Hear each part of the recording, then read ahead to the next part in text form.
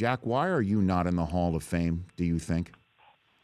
I don't know.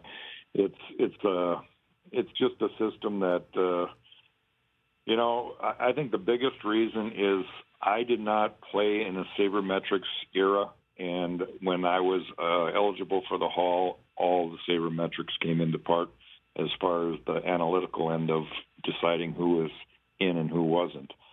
And had I known that when I played, I probably could have dropped an ERA at least a half a point. I'm sure I could have, and that probably would have put me in. But sour grapes is nothing to be, whining about. I don't have any regrets over my career. I don't know who would if you were able to be lucky enough to play the way I was able to play with the great teammates in world championships. And a Hall of Famer and a manager like Sparky Anderson. I mean, we could go down the list here, Jack. I mean, trust me, I'm not asking that to be a contrarian or to get a response out of you that gets a click on my website or anything like that.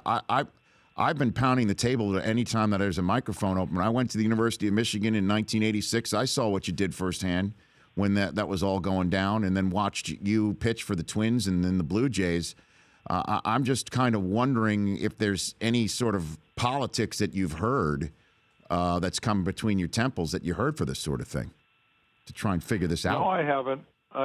And again, they continue, the Hall of Fame continues to reevaluate, how the process works. And, slowly they're making changes. I know recently they've come out and said they really feel that they should be getting more guys into the Hall of Fame, and they want to make changes to try to have that happen. But, it's always been a very prestigious club of people, and they have very high standards for guys getting in. So it is what it is, Rich. I'm not necessarily in agreement in my case, but that's beside the point. I have to accept it, and life goes on.